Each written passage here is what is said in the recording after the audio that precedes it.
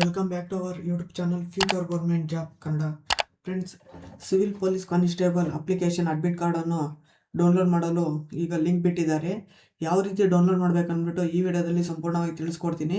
ಮತ್ತು ಕೆಲವು ವಿದ್ಯಾರ್ಥಿಗಳು ಕಮೆಂಟ್ ಮಾಡಿದ್ದೀರಾ ಡೌನ್ಲೋಡ್ ಆಗ್ತಿಲ್ಲ ಅಂದ್ಬಿಟ್ಟು, ಅವ್ರಿಗೂ ಈ ವಿಡಿಯೋದಲ್ಲಿ ತಿಳಿಸ್ಕೊಡ್ತೀನಿ ಯಾವ ರೀತಿ ಮಾಡಬೇಕಂದ್ಬಿಟ್ಟು. ಮತ್ತು ಈ ಡೌನ್ಲೋಡ್ ಲಿಂಕನ್ನು ನಾನು ಡಿಸ್ಕ್ರಿಪ್ಷನಲ್ಲಿ ಕೊಟ್ಟಿರ್ತೀನಿ.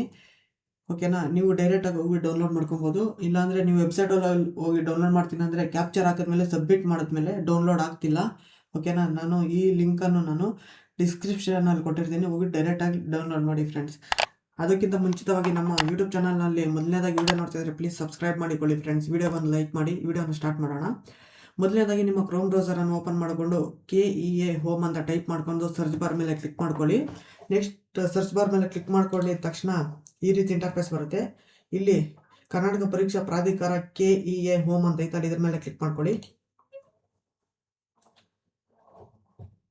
ಈ ರೀತಿ ಕ್ಲಿಕ್ ಮಾಡ್ಕೊಂಡ್ಮೇಲೆ ಇಂಟರ್ಫೇಸ್ ಈ ರೀತಿ ಬರುತ್ತೆ.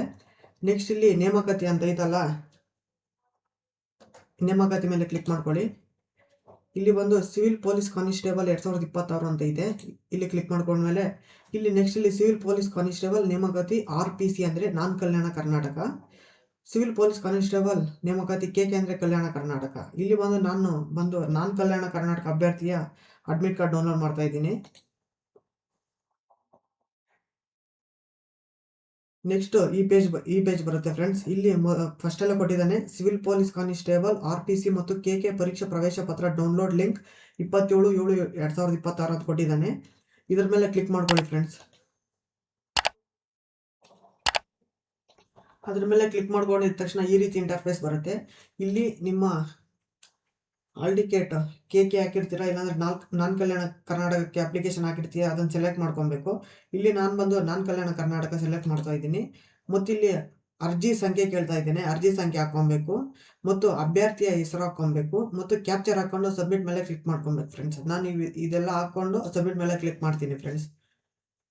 ಹೀಗೆ friends civil police constable admit ಕಾರ್ಡನ್ನು ಡೌನ್ಲೋಡ್ ಮಾಡೋದು. ನಿಮ್ಗೇನಾದರೂ ಇದರಲ್ಲಿ ನಿಮಗೆ ಎರರ್ ಬಂದರೆ, ಏನಾದರೂ ನೇಮ್ ಮಿಸ್ ಮ್ಯಾಚ್ ಏನಾದ್ರು ಬಂದರೆ ಕಾಮೆಂಟ್ ಮಾಡಿ friends. Name miss match, candidate name ಇದೇನಾದ್ರು ಮಿಸ್ ಮ್ಯಾಚ್ ಬಂದರೆ ಪ್ಲೀಸ್ ಕಾಮೆಂಟ್ ಮಾಡಿ. ಇದ್ರ ಬಗ್ಗೆ ನಾನು ನಿಮಗೆ ತಿಳಿಸ್ಕೊಡ್ತೀನಿ ಯಾವ ರೀತಿ ಡೌನ್ಲೋಡ್ ಮಾಡ್ಬೇಕು ಅಂದ್ಬಿಟ್ಟು.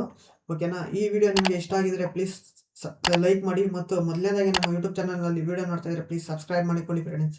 Thank you for watching.